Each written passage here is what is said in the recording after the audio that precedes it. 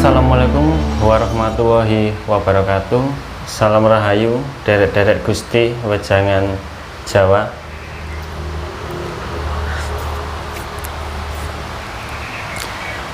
Di video kali ini saya mau mereaction juga, istilahnya kita nanti saya mau nonton bareng bersama dulur-dulur dan panjenengan-panjenengan Gusti wejangan Jawa ya.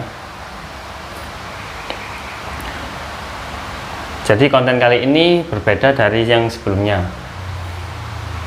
Untuk konten kali ini saya mau istilahnya mereview, mereaction, dan juga kita belajar bersama. Karena pertunjukan wayang kulit itu bukan hanya tontonan, tetapi juga tuntunan. Karena di dalam pertunjukan wayang kulit itu juga ada dakwah sidalang dan ilmu-ilmu kahwerunya. Jadi kita mengaji itu, kalau kita sekedar hanya mengaji membaca Al-Quran tanpa seorang guru, kita juga bisa. Yang penting kita bisa baca dan hafal. Kalau kita ngaji kawruh dan ngaji rasa, ya cukup kita butuh guru, kita butuh seorang guru yang mengerti tentang hakikat dan makrifat. Jadi untuk pertunjukan wayang kulit ini saya mengambil cerita tentang Bimo Suci. Bimo Suci itu apa? Bimo Suci ini, di dalam cerita ini Bimo Suci itu menceritakan tentang seorang Bima Sena, yaitu putra Pandawa, putra kedua Pandawa, yang ingin belajar ngaji kepada gurunya yang bernama Durna. Belajar ngaji rasa, karena Bima ingin mendapatkan kemuliaan hidup yang sejati. Oleh karena itu dia ingin belajar ngaji rasa, yaitu apa yang guru Durna yang ajarkan kepada sang Bima, yaitu ilmu sangkan paraning dumadi. Dan di sini Bima menuruti apa kata gurunya, apa yang diucapkan gurunya. Sang Bima menurutinya dan memakan mentah-mentah ajarannya. Jadi di sini itu ada kesalahpahaman antara gurunya sang Durna ini dengan Bima. Artinya Bima itu tidak bisa memahami apa yang disampaikan oleh gurunya Durna, apa yang dimaksud ajaran ini. Jadi kalau orang Jawa menganggapnya Bimo keblinger tentang ajaran gurunya, sehingga mengakibatkan dia hancur, mengakibatkan dia itu hampir binasa. Jadi cerita wayang kulit ini adalah dengan dalangnya itu Ki Entus, dengan lakon Bimo Ngaji, Bimo Suci. Jadi nanti kita lihat ya ceritanya, nanti saya akan penggal-penggal videonya, saya akan lewati video-video yang seperti goro-goronya, limbuannya saya lewati. Karena kita butuh sebuah ajarannya, sebuah wawasannya kan, kawruhnya. Jadi kita hanya butuh ceritanya dan apa makna dalam cerita tersebut. Nanti kita bahas bersama-sama dan kita ngaji bareng-bareng, belajar bareng-bareng kawruh Jawa ini. Ya, saya mulai videonya. Bentar. Ya, saya mulai videonya. Ini videonya bertemu ini nanti akan bertemu dengan guru Durna. Pertama kali Bimo akan bertemu dengan guru Durna. Boleh disiapkan kopinya sambil menonton pertunjukan wayang kulit ini. Boleh disiapkan kopinya dan camilannya nggak apa-apa ya. Karena ini bukan, saya tidak menyampaikan kawruh, jadi saya sambil ngemil sambil minum kopi. Monggo disaksikan videonya. Ya, ini bertemu dengan gurunya. Soco sampean ngempeng banyu, nembe nangis, orangnya opo kelilipet.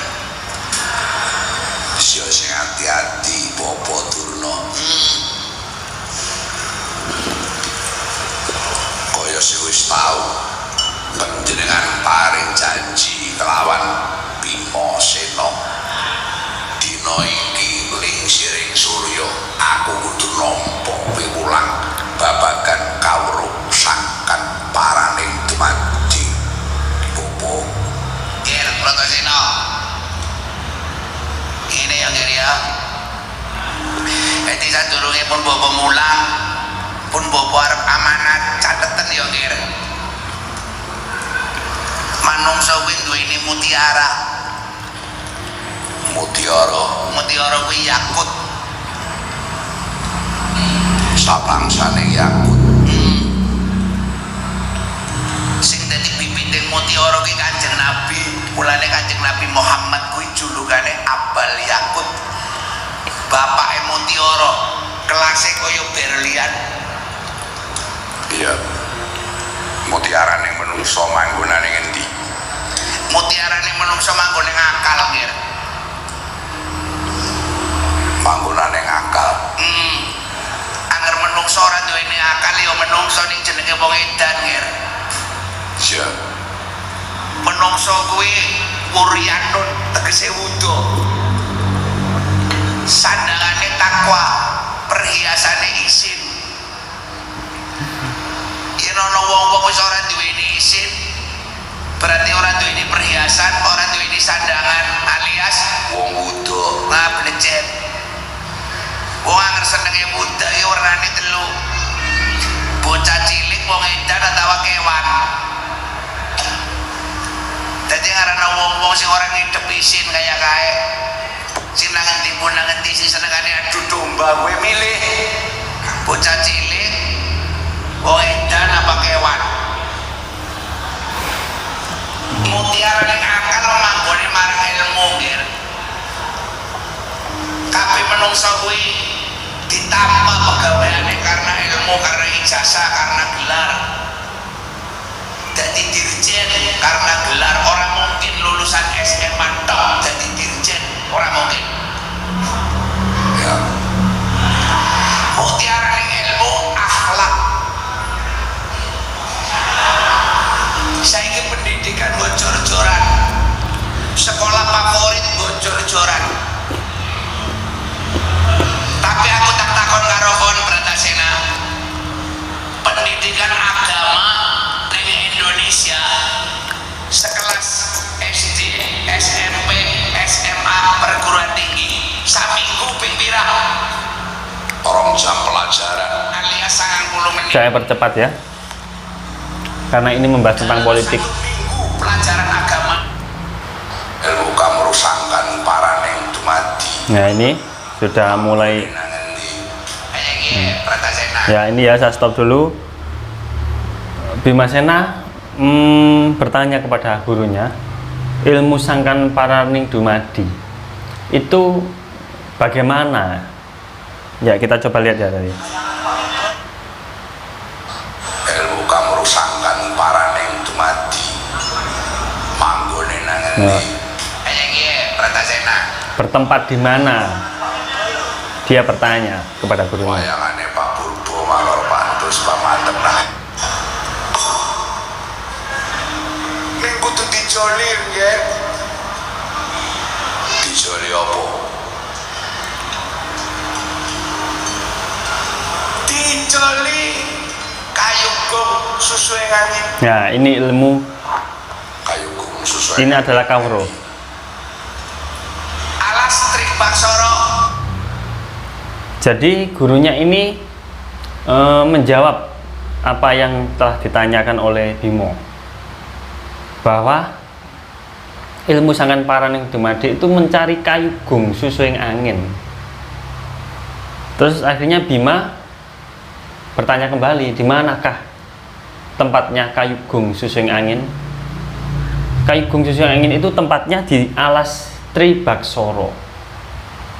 Kata gurunya seperti itu. Enggak, Gunung Candramuka. Naik Gunung Candra di muka. Tempatnya itu di alas Tribaksara, itu ada di Gunung Candra di muka.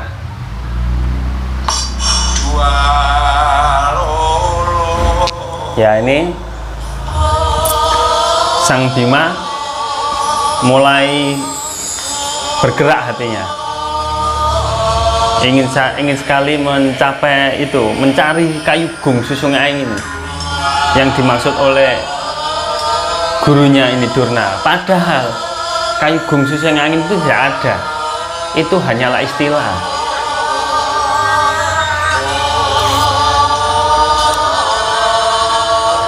Kenapa misalnya ragu-ragu? Yen mancen ragu-ragu, ora susah datang ngaji. Ilmu kaurusan kan paraning dumadi. Guru Durna.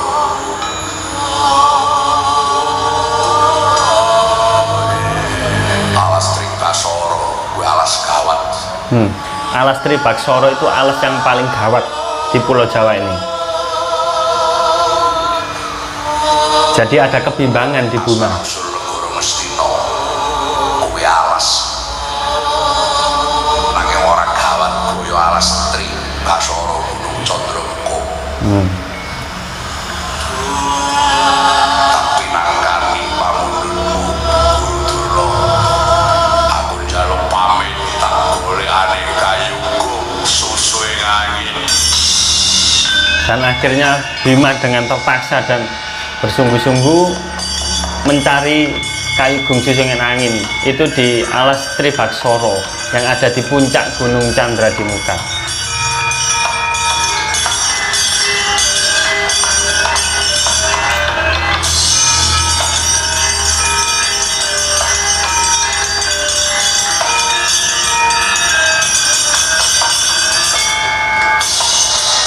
Dan dari situ Aja sampeyan iki iso golek Bima, Pak Mario. saya percepat ya. Akhirnya Bima menghancurkan alas Candradimuka itu. Saya jelaskan dulu. Kemudian Bima itu di alas Candradimuka itu, tiba di sana dia telah diganggu para lelembut, para dedemit dan para jin penguasa hutan Tribaksara itu, alas Tribaksara. Jadi di sana dia banyak yang mengganggu, tetapi dengan Bima, dengan kesaktian Bima Sena, Bima sanggup mengalahkan semua penunggu dan semua pengganggu yang ada di alas Tribaksara itu, yang ada di Gunung Candradimuka. Saya singkat ceritanya. Akhirnya bertemu dengan Guru Durna kembali.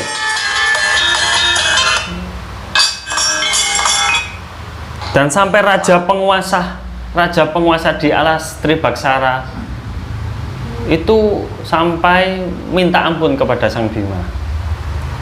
Mati dening tangan.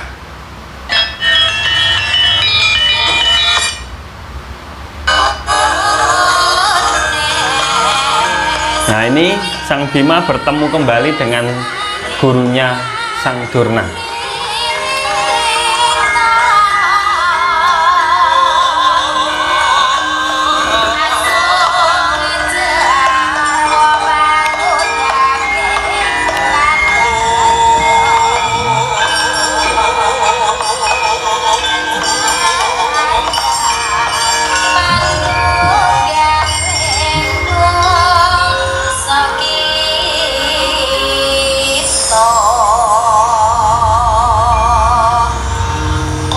Bratasena nyatake yen aku iki ora ngimpi ya.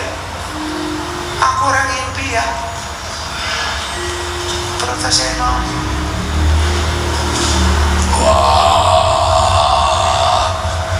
Guru Durna pangestumu aku isi urip.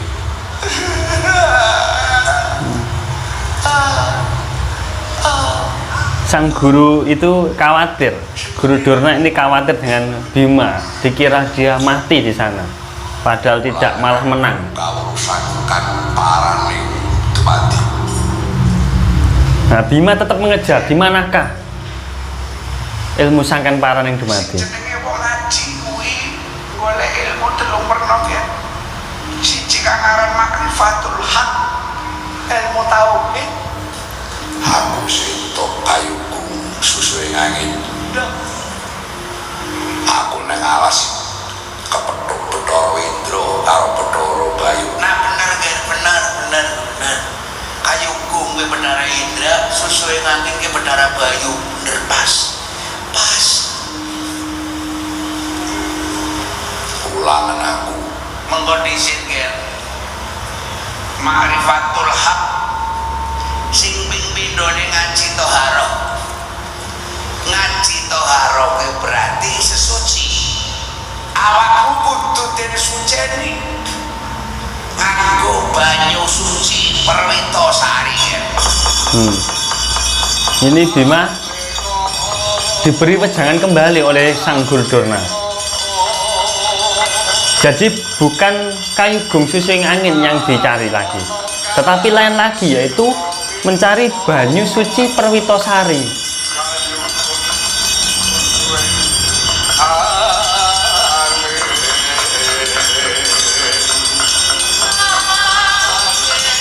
Jadi Sang Bima ini disuruh kembali mencari banyu suci Perwitosari. Padahal itu juga perlu hanyalah istilah.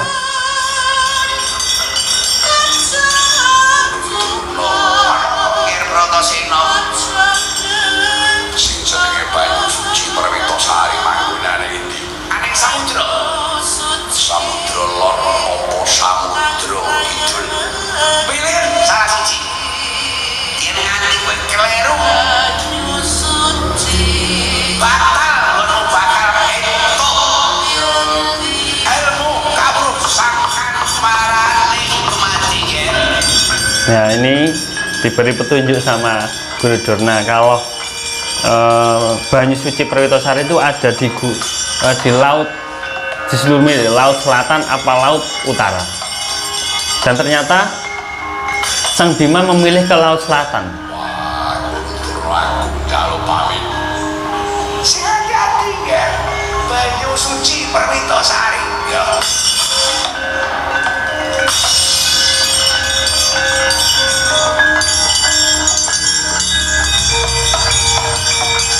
Ya, saya percepat kembali.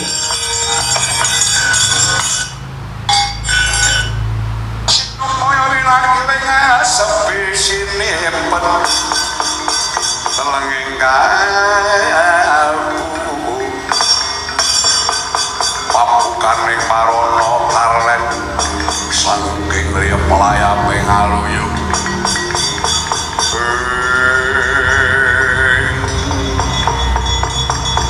Bingung rasane atiku. Dan di sini Sang Bima pergi ke laut selatan. Sebelum Bima pergi ke laut selatan, ini ada seorang yang sejati, yaitu kalau dalam penjelasan adalah Dewa Ruci, Sang Dewa Ruci. Ini adalah bisa juga dimaksud saudara sejatinya Sang Bima.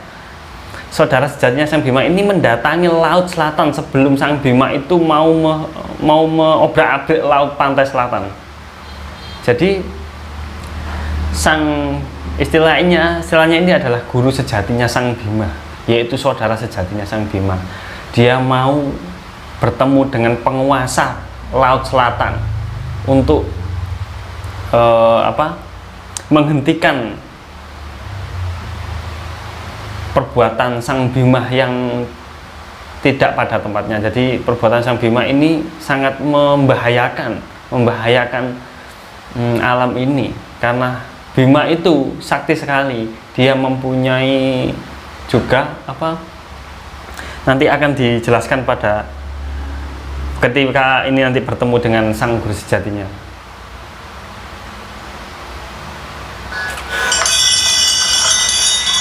Ringsan nanti.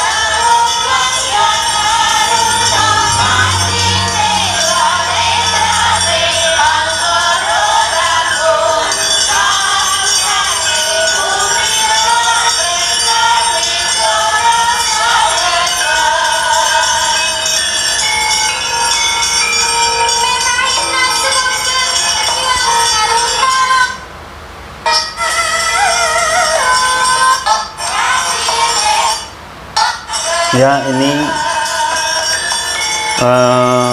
sang sejati, sang saudara sejatinya Bima yang jelmaan Dewa Ruci telah bertemu dengan penguasa Laut Selatan.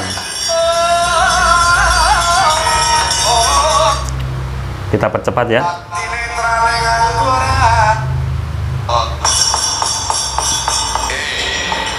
Naga Tempurnawa boten jauh timbalan. Ingsun sejatine Bimasena. Ingsun sejatinya Bimasena. Urun sang Ruci. Metu brambal saka atine si Bimasena jalaran. Mangerti ya makhluking pangeran aning telenging Metu brabal saka atine Kang Bimasena. Itu artinya keluar dari hati nuraninya sang Bima. Itu maksudnya. Atine menungso ingkang aran ahli maknawi. Kang ginubet ati sanu. Ati sanubari. Wujudane ati iku kalampon kuwi elek saran during badan melu kegawa elek. Jadi tadi saya bentar ya, Iku kalampon kuwi elek saran during badan melu kegawa elek. Mula iku ingkang jeneng kolbi sabab urut-urutane manungsa kang didedepi dening pangeran kang maha kawasa jeneng afal utawa tindakan. Anak putu Adam kuwi ana jasad. Sajroning jasad ana sudur, sudur kuwi dada. Sajroning sudur ana kalbu, sajroning kalbu ana Yakov, sajroning Yakov sajroning ana lub. Salebeting inti lub kuwi jenenge Syir. Yuwene kang wadah jeneng Syir iku dununging pangeran kang sejati kula. Umat Kanjeng Nabi iki senajan tuwindak elek kaya ngapa tetep eling marang purbaning kawasa. Purbaning kawasa. Perangan atine si Bratasena isi ana ingkang ireng warnane kudu dicutak. Ireng iku jeneng watak kesombongane si Bratasena. Ada watak sombongnya. Rumangsa duweni pusaka mustika banyu segara paling semenang-menang. Arep kuasani marang dununging samudra Minangkalbu. Ingin menguasai Samudra kuwi tebane Laut Selatan tadi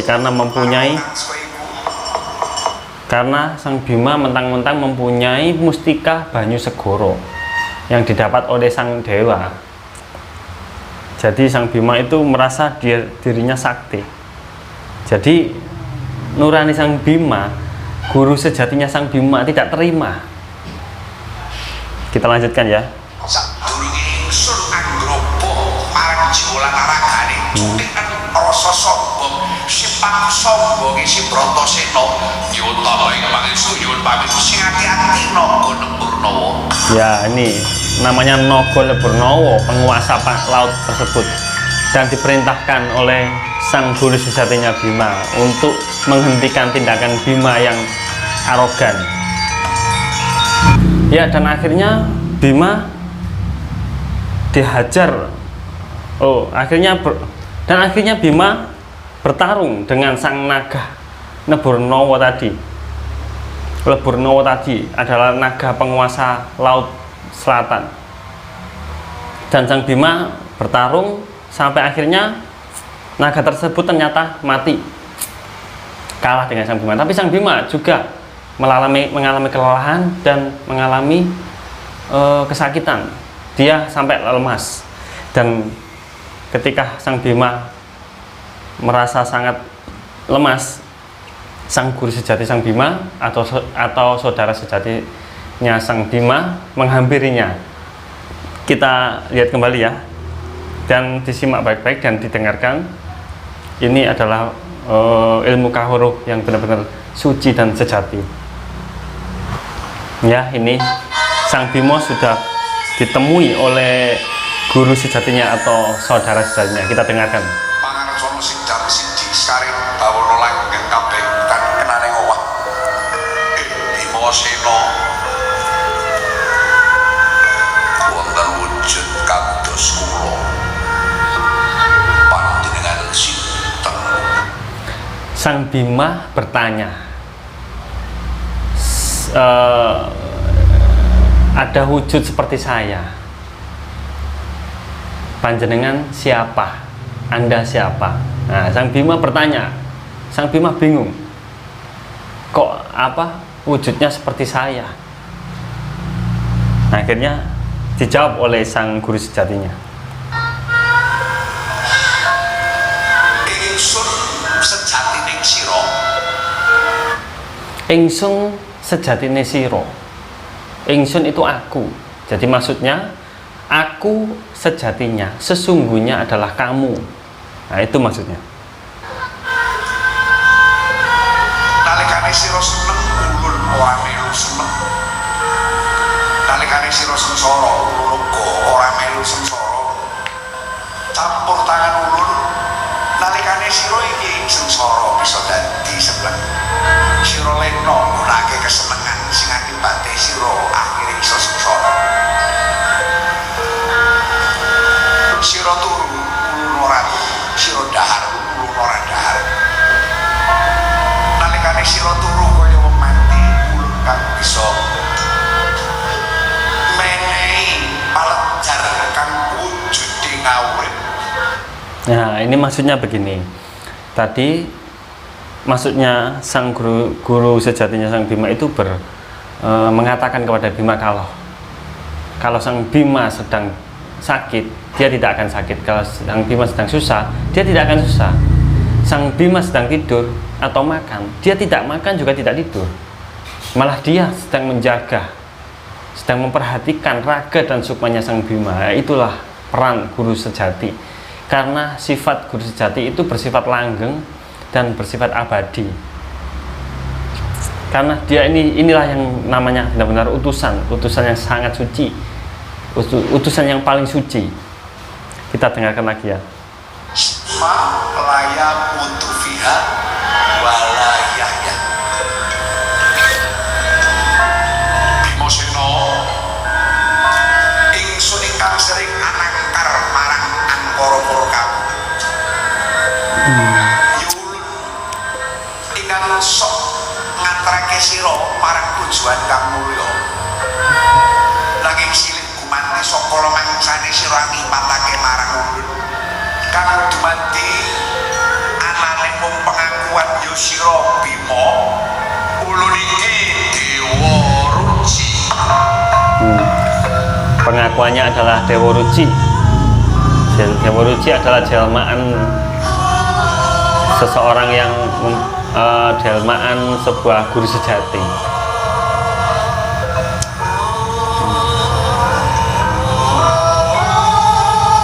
Jadi istilahnya Dewa Ruci adalah guru sejati, saudara sejati, sedulur sejati. Jadi Sang Bima akhirnya mengerti. Nah, dari sini manembah marang awakmu dhewe. Sebab sapa manungsane kang kepengin weruh pangerane. Manungsa ki mau kudu weruh marang awake dhewe. Sapa manungsane kang wis weruh marang awake dhewe kono manungsa tumapak mantul bisa weruh Gusti kang akarya jagat. Man arafa nafsah faqat arafa. jadi siapa seseorang yang bisa mengerti dirinya sendiri, dia akan mengerti Tuhannya.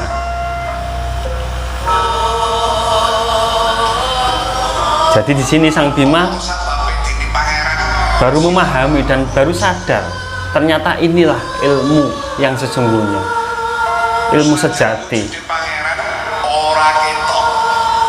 Dudu pangerane kang ora ana ning piranti mripating manungsa ingkang ora kuwaga nembus parang wujude Gusti kang akarya jagat. Jadi Tuhan itu bukannya tidak ada, tapi dia ada. Bukan menyalahkan Tuhan yang tidak ada wujudnya, tetapi mata manusia yang tidak bisa melihat kekuatan wujud dari Sang Pencipta. Itulah maksud yang dimaksud oleh sang guru sejatinya Bima. Wujude Gusti Kang karya jagat diwujudake dening sira aku lan dheweke. Ana anta lan gua. La wujuda ila ana ora ana wujud mung kejaba aku ya kuwi Allah. Sabab Werkudara Bima Sena ki ana.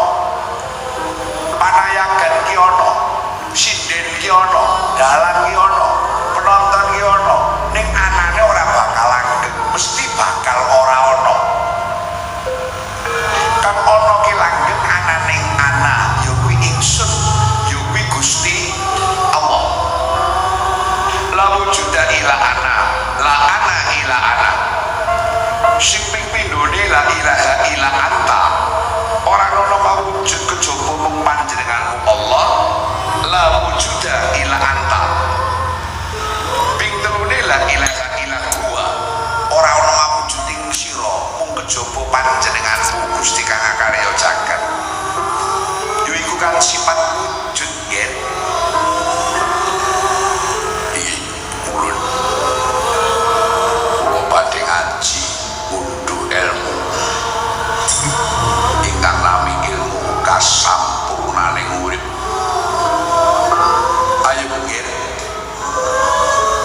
yen sira kepengin tak pejak ulangan ilmu sangkan parane urip tumule enggal sira mlebu marang talingan ulun.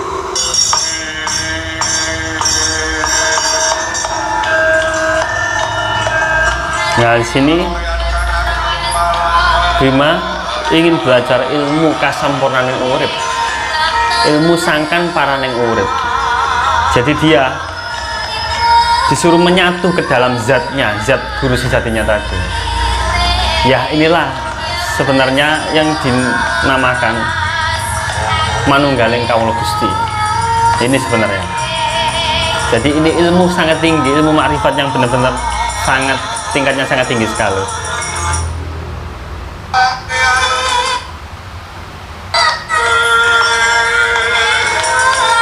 Ya, sampai di sini saja ya video yang saya putar. Ya, ini saya mau kasih tahu tentang apa sih kesimpulan dari cerita wayang ini, Bima mengaji, Bima suci ini. Kesimpulannya seperti ini. Kita ingin mengaji, entah itu mengaji kitab, mengaji rasa, mengaji kaweruh. Yang penting kita jangan memakan mentah-mentah apa yang telah diajarkan oleh guru kita. Kita jangan mentah-mentah dengan kalimat-kalimat yang telah diucapkan, dalil-dalil yang telah dilantunkan. Jangan istilahnya jangan dimakan mentah-mentah. Harus benar-benar ditafsir dan diterima dengan akal sehat dan hati nurani. Karena kita punya akal dan punya hati yang bisa menerima setiap perkataan, setiap kalimat apa yang masuk pada diri kita. Jadi sekiranya tidak menyesatkan, tidak merugikan, ya kita terima dengan baik. Jadi jangan sampai dimakan mentah-mentah. Itu pesan saya. Karena kita menjadi seorang yang beragama harus tahu ajaran yang sesungguhnya. Jadi kita mengaji kemanapun, ke pondok, ke guru siapapun, jangan sampai keblinger lah istilahnya itu tadi, keblinger. Salah paham, salah memahami, akhirnya kita keblinger, salah jalan. Jadi yang kita cari bukanlah Sang Pencipta. Kalau kita salah jalan, yang kita cari hanyalah pujian dan hanyalah kesombongan diri saja. Jadi begitulah ya. Saya sudah menjelaskan, saya sudah mereaksi sedikit dan saya sudah juga belajar banyak tadi. Ada kaweruh, ada wejangan makrifat tadi yang telah disampaikan oleh Ki Entus. Jadi saya juga belajar sedikit tadi. Panjangan juga kita sama-sama belajar. Kawan-kawan, saya akan mereaksi kembali.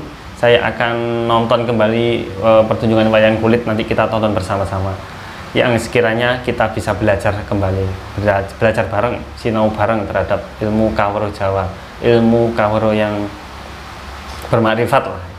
Ya udah, saya akhiri. Assalamualaikum warahmatullahi wabarakatuh. Salam Rahayu.